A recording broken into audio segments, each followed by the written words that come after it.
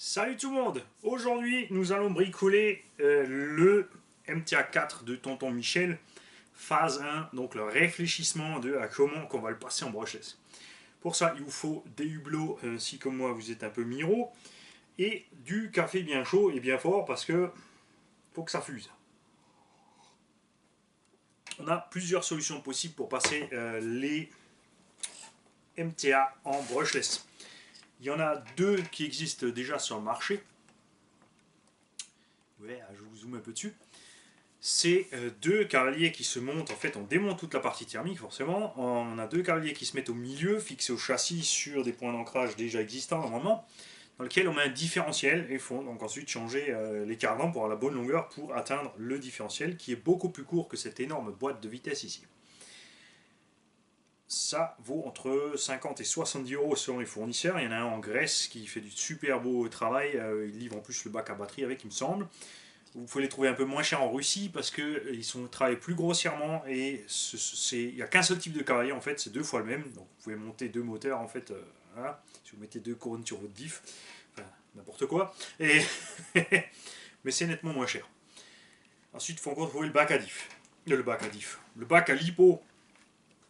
Après, il y a aussi la solution de prendre une boîte complète de Timasso Rival avec le support moteur et le super support à lipo Timasso qui est, je dois dire, vraiment bien fait et très volumineux.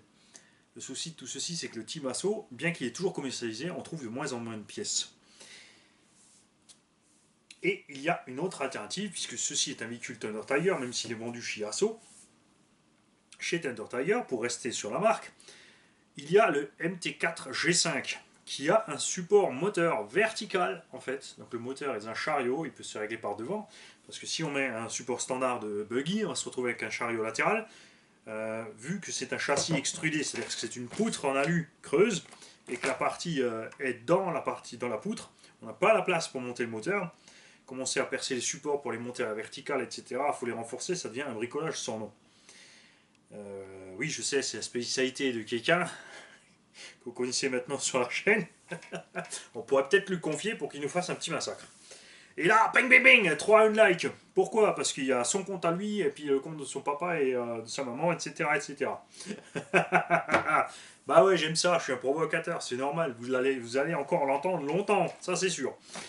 Euh... Alors, pourquoi j'ai pensé à ceci? Puisque le moteur est vertical et qu'il y a un joli trou ici, on aura donc la place de le poser et lui sera au-dessus du châssis alors que le diff sera bien à l'intérieur du châssis, donc facile à aligner avec les diffs. De plus, on a ici, je rezoome, bouge pas mon kiki, ça va bien se passer, voilà. Les trous de fixation vont parfaitement cheval par-dessus la place qui existe déjà. Et en posant en plus tout ceci dessus, on a les dents du différentiel qui dépassent ici un tout petit peu du support, qui seront juste dans la rainure. Par contre, ça, je vais très probablement le remonter pour éviter qu'il y ait un accident lors de franchissement de quelque chose et qu'on aille frotter au milieu sur la couronne de diff. Pour les cales, là aussi, on pourra les confier à machin bidule. Alors, nous allons faire quelque chose que j'adore faire, c'est-à-dire démonter la partie thermique pour la foutre au loin. Et là, ding, ding, ding, encore 3 likes de tous les thermistes. Mais non les mecs, je rigole. Par contre, si quelqu'un d'entre vous a besoin de la partie thermique de ce MTA4, puisqu'il y a plein de fans de cette machine, et c'est normal, c'est un engin mythique, moi je l'adore, vous me contactez sous la vidéo, puisque nous allons revendre la partie thermique pour financer le passage en brushless, et je tiens à préciser que ça ne sera pas du 6S brushless, ça va être du 4S bien cool. L'autre truc, quand vous faites ce genre de modif, un MT c'est lourd, et généralement il y a une boîte de réduction. Si c'est en brushless, en thermique, il y a la boîte de vitesse, de toute façon avec les plusieurs réductions. Si c'est en brushless, on a une réduction simple, mais on a une grosse réduction là-dedans. Pour la contourner, deux seules solutions. Soit vous avez une couronne immense et un petit pignon, comme c'est le cas chez Ced. Pas très pratique la grosse couronne, il n'y aura pas la place. Donc l'autre solution, c'est de prendre un moteur avec un petit nombre de kW, c'est-à-dire ici on va choper un 1300-1400 tours, avec un petit 4S, et on sera tranquille, point de vue développement de la puissance. ce qui permettra à l'engin d'être roulé tranquillou et sans trop le faire subir. Hein. C'est quand même une vieille dame. On va pas la brusquer. Le but c'est de faire des petits runs sympas et de se marrer avec et pas de faire du freestyle. Je vais donc me munir de mon cruciforme, puisqu'il y a du cruciforme là-dessus et il y a du sipan. Enfin, voilà, les machines à l'ancienne, on a un peu tout et n'importe quoi. Ils aimaient bien faire ça, on ne sait pas pourquoi. Soit il suffisait de tout laisser en cruci, voilà, fin de l'histoire. Alors, il y a encore de contre-écrous partout. Donc là, je suppose que c'était la fixation du pot d'échappement. On a un bac. Voilà. Le reste se fait quasiment tout par en dessous. C'était très bien pensé cette machine. Et du coup, Mani a très bien pensé son coup aussi, parce qu'ils se sont déjà dit, ouais, s'il met pas la caméra au-dessus, on va rien voir, il y aura à nouveau ses doigts et sa grande gueule devant. Alors, les réservoirs. Je rappelle que le nitro, c'est dangereux, parce que tout le monde flippe et se chie dessus avec les lipos qui peuvent exploser, il faut pas y toucher, il faut rouler à la ligne à vache. T'as raison. Par contre, rouler avec de la nitro, là, c'est bon, c'est normal, il n'y a pas de problème. Je ne compte pas, depuis le temps que je fais des RC, le nombre de nitro que j'ai vu flamber. Je suis occupé, ça sert à rien de m'appeler, non mais les mecs.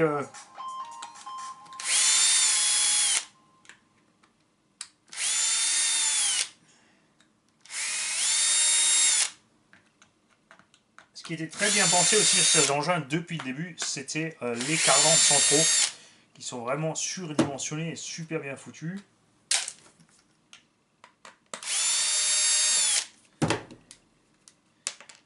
Alors, théoriquement, on a déjà pas mal. Ouais. Alors, est-ce qu'ils vont sortir avec?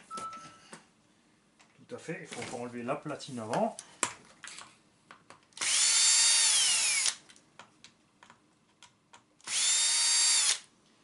Alors, pourquoi je vous mets pas de musique pendant que je bricole? Parce que si je mets de la musique, moi, ils vont me casser les pieds avec les copyrights. Et il n'est pas question que je leur file du fric. Parce que je diffuse leur musique. C'est un honneur que d'être diffusé sur une vidéo de bricolage à Mani. N'empêche, ce serait bien hein, qu'il y ait une fan de métal, heavy metal qui soit fan de modèle réduit et qui nous fasse la musique en libre diffusion.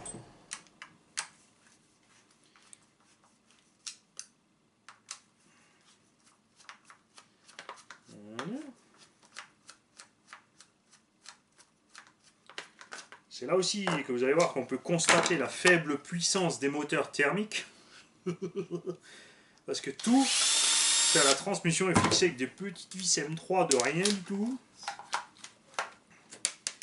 Et si ça tenait, c'est que ça devait être pas bien violent là-dedans. Alors,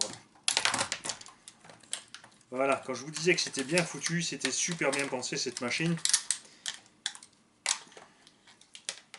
Voilà, on peut séparer la partie électrique en moins de 2, bien sûr la boîte de vitesse aussi, hein, il reste une petite vis à enlever pour séparer la tringle.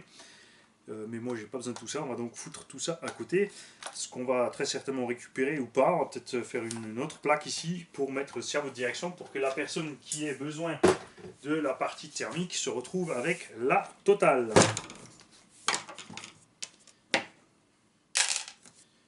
Voilà. Ensuite, on a les vis du moulin. À voir maintenant si celles-ci sont bien vraiment serrées méchamment à bloc. Ouais, ça va.